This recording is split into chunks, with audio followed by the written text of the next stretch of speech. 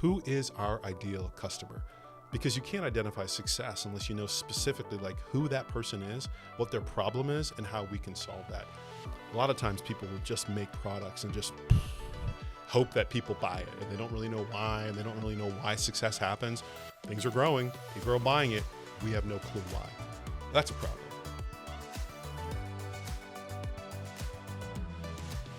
Welcome back to Torch Talk, the show where we spotlight bold leaders growing their businesses and communities with grit and purpose. Today's guest is Dan Owolabi, leadership expert, author, and this year's Blaze Business Expo keynote speaker. In this Torch Talk episode, we'll explore his keynote at the Blaze Business Conference and talk about how values-based leadership, clarity of purpose, and intentional influence help leaders build strong cultures and lasting impact. Welcome to Torch Talk, Dan. It's good to be with you. Always a pleasure to do things together. I agree. And we are so excited to have you share all of the authentic content that you have. I'm excited. So Dan wrote Authentic Leadership. I did, yeah. How long ago has it been? So it released in 2020, probably right at the very beginning of the pandemic. So that's wild. Yeah, it was crazy. It has been almost 6 years. Yeah, it's nuts to see how it's grown. It's been incredible. It has grown. So tell us a little bit about all the places that Authentic Leadership has made it. Yeah, so that's a good way to characterize it. I think it started a little slow, and then it picked up. It had like a long tail. It really picked up in 2021 and 2022. The very first thing I noticed was that it was read by the CEO of Walmart, Doug McMillon. He posted it on Instagram, and that really sort of took things off. Things really took off after that. I saw it in the hands of the president of Costa Rica just last year. I found out it was being read in Harvard's executive MBA program. Amazing. Yeah, and I think what it speaks to, honestly, isn't so much the book, but I think it's the topic. The fact that insecurity is this real sort of human feeling that people have, especially when you move up in leadership and you get to higher and higher levels, you have greater degrees of insecurity. And a lot of people don't know that. And so being able to write something that speaks directly to that and gives a solution to that, I think has been it's been incredible to see how much it's helped people. And so people listening to this episode have hopefully attended the Blaze Business Expo. And so you spoke on authentic purpose there. So authentic leadership has led into a lot of different areas for you and topics in the conversation. So tell us what does authentic purpose mean? Yeah, so authenticity is really all about you being the best version of yourself in the service of other people. That's the definition of authentic leadership specifically. When it comes to authentic purpose, really what it's all about is really trying to combat the alternative to authentic purpose, which is artificial purpose. One of the things you find with businesses is that they'll start with something that they feel like is going to generate a lot of income, and it's going to really grow their business. And so they'll find a niche and they'll jump into it, and it'll go really, really well. Maybe the economy is hitting an upswing, and they've found a product at the very right time and at the perfect time. But what happens over time is that your company starts lurching from product to product, thing to thing, without a particular sort of sense of cohesion and consistency. And then what happens is you don't have a strategy for winning. You have a strategy for making products that sell, but you have a strategy for impact, for changing the lives of your customers, changing the lives of your clients, changing the lives of people in your community. And what we're talking about specifically when we talk about authentic purpose is businesses really sort of getting down to the core of why they exist so that they can engineer success. They don't stumble into success. They can engineer it so then it becomes a habit and the organization lasts beyond the founder. That's really what we want to see in the long term. Okay, Dan. So tell us, what are the key elements of defining your purpose? Like, what does that look like from a business perspective? Yeah, I think a big part of it is looking at the founder or looking at the current CEO and really trying to think about what makes that person come alive. A business is an opportunity to obviously generate profit for the owners and generate profit for shareholders and that kind of thing. But the business can also be so much more. It can have a distinct purpose to it. And so it really is important for the board members, for the founder, for the owner to sit down and say, what makes me come alive? What do I really want to see out of this? What will I be proud of in 30 years beyond just a pile of cash somewhere, which is fine. But what will I be really proud of if this business is able to accomplish in the world beyond just making money for me and my family? That's a really important question that everyone within the Branches community and everyone within the Blaze community, I think, is asking themselves. So it really starts with that. That's the first question. Then beyond that, you start sort of engineering success, looking at your clients, looking at your customers, looking at your colleagues, your employees, and trying to figure out, how do I position my business so that it helps as many people as we possibly can based on the mission that we have in front of us. One of the best examples that we've seen in our area is Provia. They've done a fantastic job in that.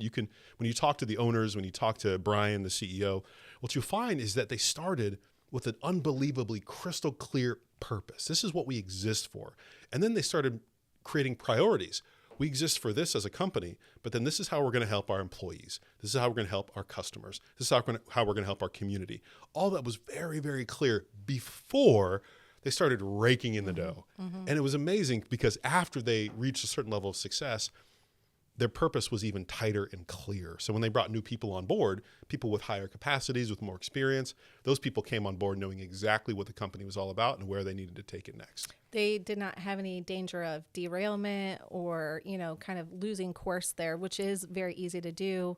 You start a business, next thing you know, like 5 years later, you're like, whoa, this has changed. Landscape has changed.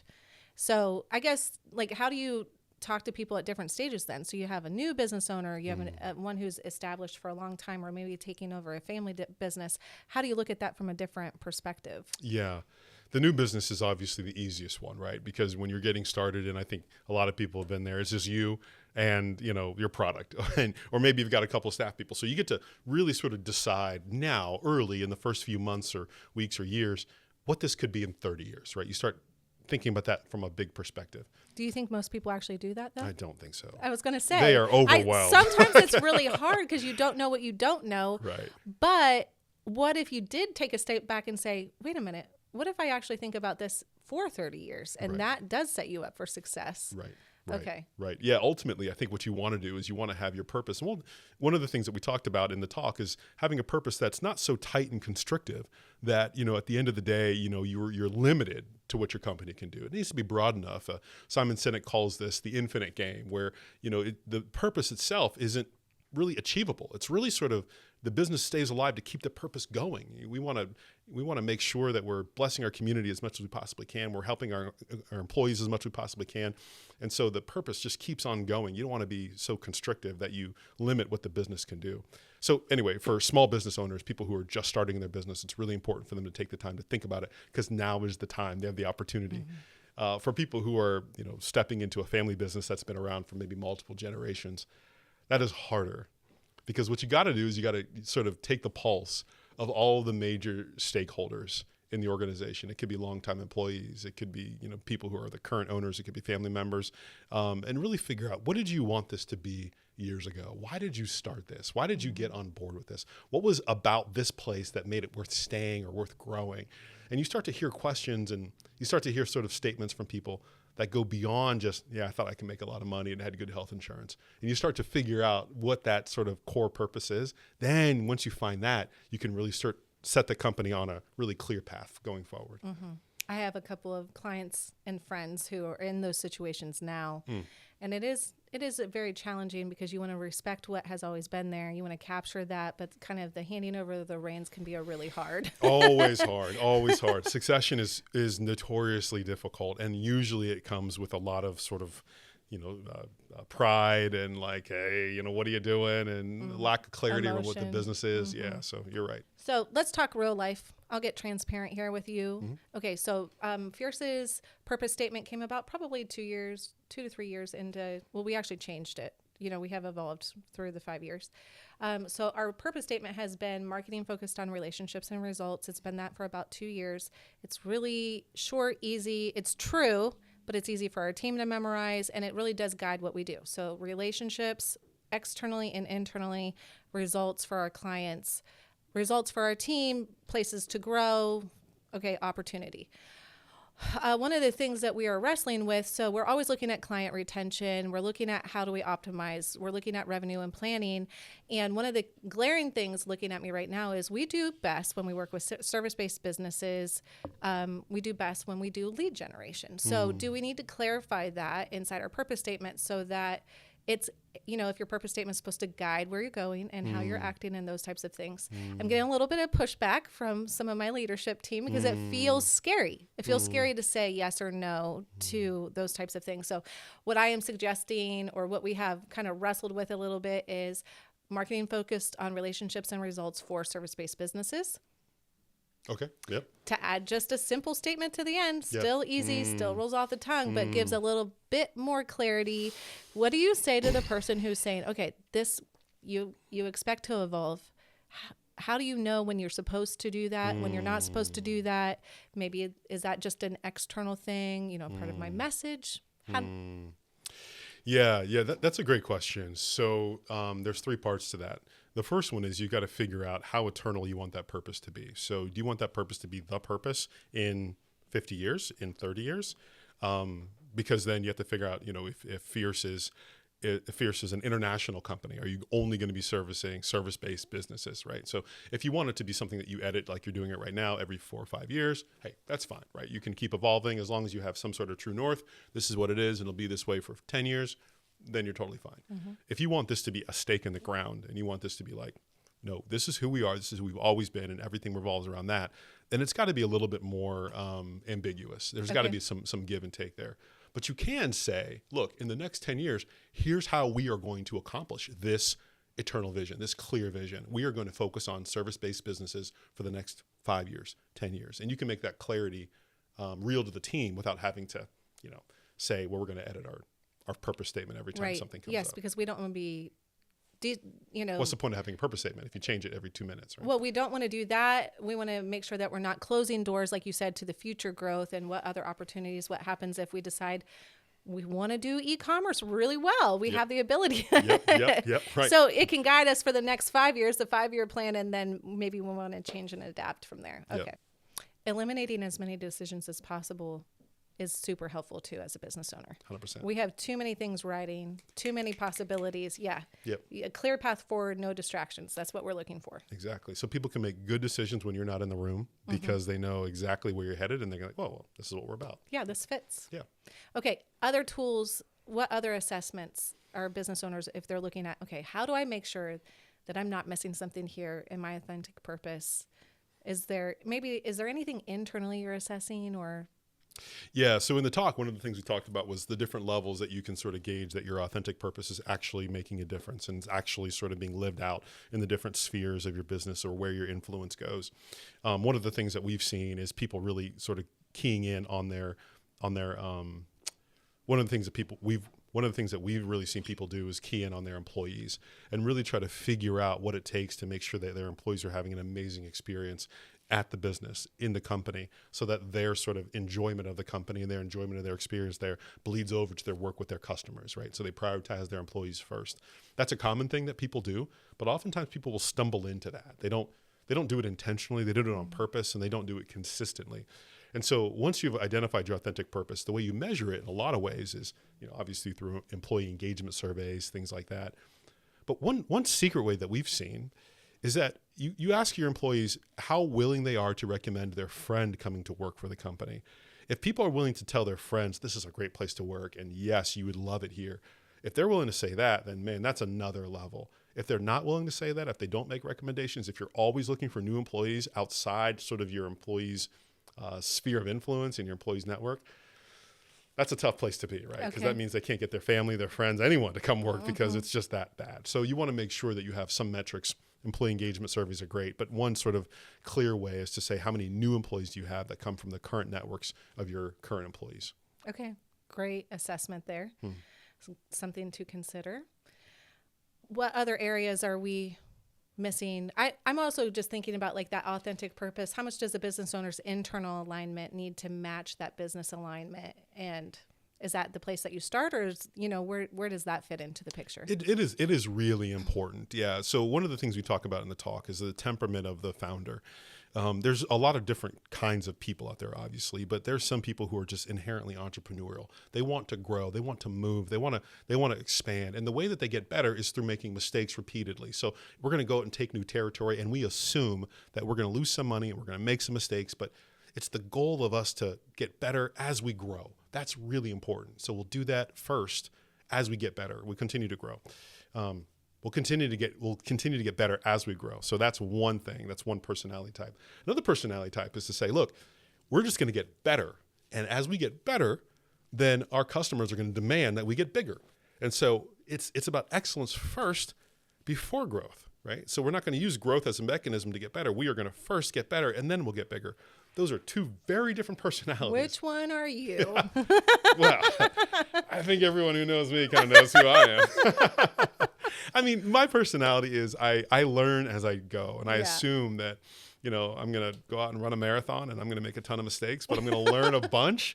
And then I'm going to assume that I'm going to do 3 marathons and the third one's going to be way better than the first one. But how do you learn unless you jump in the pool, right? You got to start swimming at some point, right? Building the plane while you're flying. I'm the same way. Yeah. We are very similar. When I put our organizations next to each other, I'm always like, oh yeah, I know what's going on over there.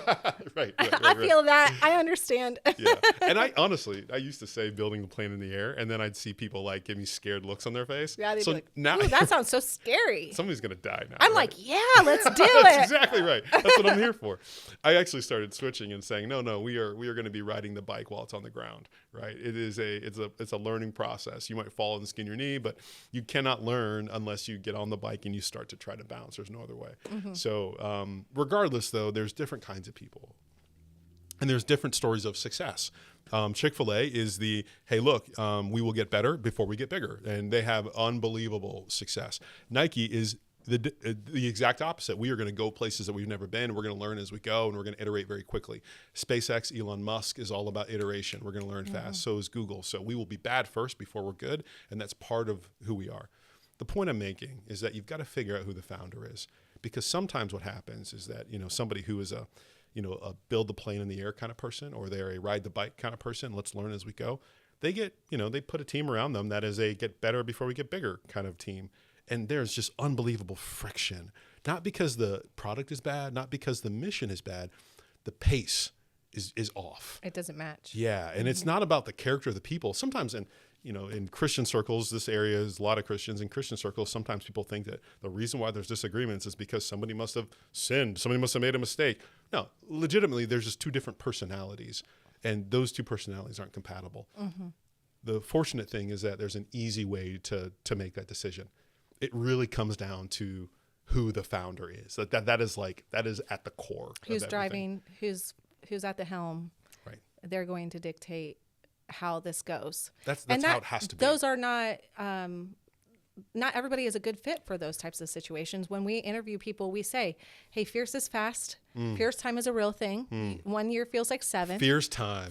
Look at that. That's good. Yeah. I like that. We're not kidding. We actually did a calculation one time where I have equated it about 1 equals 7. Okay. That's just what it feels like. Fierce like time. 1 day equals a week. Yeah. And then 1 week equals, and so what's the math? It's That's just good. so much stuff happens, right? Yeah. That's good. But to set that expectation, not everybody loves a fast pace. They'd rather be in a business that wants to do the opposite. Yeah. And I respect the ones that have the let's get better first. Chick-fil-A is a great company. I love to eat there. Amazing. And super respect what they have done. Yep. It's not everybody's style. So if I tried to do that, it would definitely be like out of sync. Totally, right. And if you left the company, you wouldn't leave the company saying there's something wrong with them. You would say, look, there's just a difference between my pace and their pace. Mm-hmm. That's it, right? And that's fine. It's okay to do that. It's really important, though, that the founder or the executive or the CEO really figures out first their purpose, then their pace. Like, this is how fast we're going to go at it. And this is the pace that we feel comfortable with as an organization.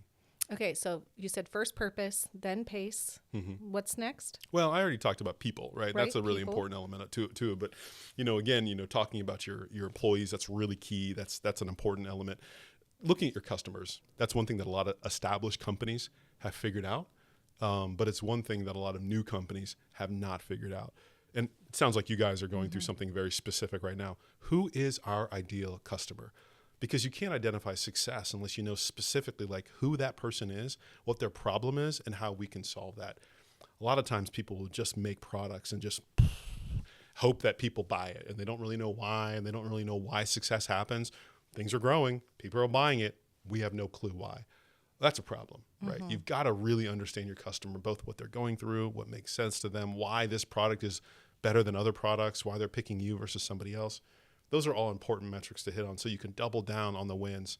But if you don't know your customer really well, and it sounds very basic, but a lot of people really, really struggle with that. I mean, you're speaking my world every day because who the customer is highly affects marketing. And I see it, because we do work with a lot of service-based businesses, I see a tendency to really be focused on themselves. I understand the weight they're carrying, they have labor, they have overhead, but they become too inward focused and they don't realize, hey, who is my customer? Where are they at? They're used to being on a roof since they were 14 years old. So they go out and speak the language and have no idea that this brand new homeowner is sitting there going, I have no idea what you're this is so scary. Right. So there does need to be this understanding of how does my customer feel? Where are they at? Where might they be in the buying stage? What does this feel like? That empathy towards them that can really make or change the direction of your business if you capture that, because it sets you apart. 100%. It makes you different from everybody else. It does, yeah. And there's two parts to that, as far as the people and really focusing on your customers. The first part is really understanding what your customers are feeling. And that's a lot of listening. It takes a lot of investment in time. There's surveys you can do. There's all kinds of sort of case studies and, focus groups and different things that you can do that you invest in. There's a lot of time that goes into that. That's the first part. So you have to legitimately understand who they are better than they know who they are. That's the first thing. And this is something, I'll tell you the second thing. The second thing is you've got to make them feel like you know who they are. So it's not enough to know it. You have to actually make them feel it. And so there's a lot of things that you can do to say, like, we do get you, and great marketing is a big part of that, right? Like if you put out a good ad or something on social media and it's almost like a wink and the person feels seen by the company, then that is huge, right? You're starting to create a tribe and a community. That's really good. Mini plug right there. You need marketing to tell your story. Oh my gosh. Okay. So we have purpose, pace, employees, customers, People. Yep. Okay. Yep. So that is the key elements of defining what your authentic purpose is as a business. So if somebody wants to sit down, they should just, kind of assess each one of those areas. Any closing thoughts? So let's say they've sat down, they've assessed it all. What do they do with it after that? Yeah. So there's execution, right? And there's one thing to kind of understand. That's another thing to really kind of go in depth and make it happen. That's where organizations like Fierce are great, because we can sort of you guys can sort of take elements and really start to make that happen for people. So it's off their head, but you guys are actually executing for them. Organizations like Branches also help internally to help people sort of hardwire some of those beliefs to make sure that whatever's in the founder's head actually trickles down through the whole organization. But the key is you've got to understand the value of having a clear purpose from the beginning. There's just far too many companies, again, that stumble into success. And they're like, yeah, we're doing great. I've got a home, I've got a boat, and we got some employees that seem like they're happy. They've been here for 20 years, and I think that's pretty much it. And everybody knows me as, the guy who owns the whatever company. I think what we want to do is we want to tell people that's not good enough. In fact, there's some real challenges ahead if you don't clarify your purpose, because when it comes to succession, that's a massive hurdle that you won't be able to get over. But also, you want to make sure that you're growing your business so that it achieves a very specific purpose in the world. That's something that we think we're really passionate about and we'd love to talk about with people.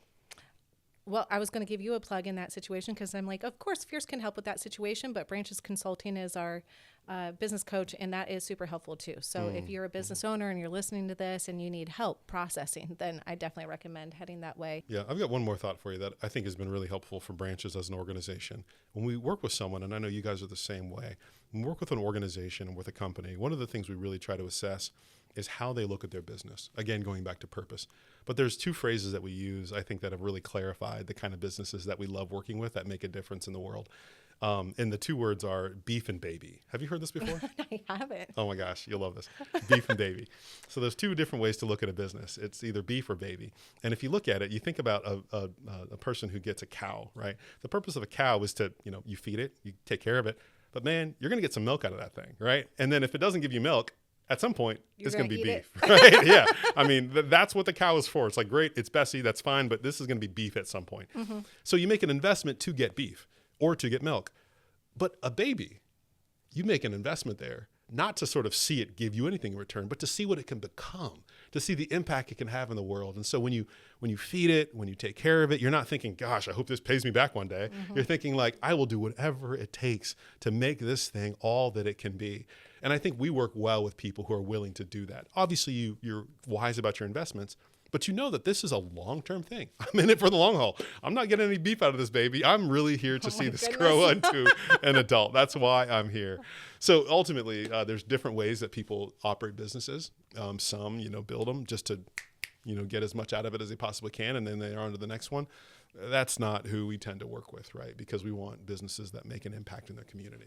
That's a great analogy. And there's a lot of ways to go with the baby side too, because if you're a parent, you can immediately go to, oh, there's a purpose to this. You know the long-term goal, but there's going to be pain and growing pains along the way. And we're here for it, right? Yeah, That's what we signed right. up for, right? But you're there to never go away. Like That's you want right. it to last forever, right? 100%. Yeah. Yeah. But if if that cow gives you some trouble, you're like, this is not worth it. And you're like, I'm out, I love that. That thing is beef, right? Yeah. Thank you so much for a great closing thought. Okay, so tell everybody who's listening where they can find you, where they can find more information. Maybe they want to connect with you and learn more about being an authentic leader, authentic purpose. Tell us all of the things, Dan. Yeah, so the easiest way is to go to our website, my website, Dan Owolabi. .com. That's a great place to kind of connect with me. I'm on Instagram. I'm on LinkedIn a lot. I'm pretty active on that. Another way to learn about the work that I do is through Branches. Branches, like I said earlier, is an international consulting firm that works with Christian entrepreneurs, executives, and owners around the globe. Go to branches.org. Go to Branches Worldwide. That's our nonprofit. You'll find more information about them. But Branches or danowolabi.com, those are the great places to find me. Check them out. You can submit a form, an email, all of the things.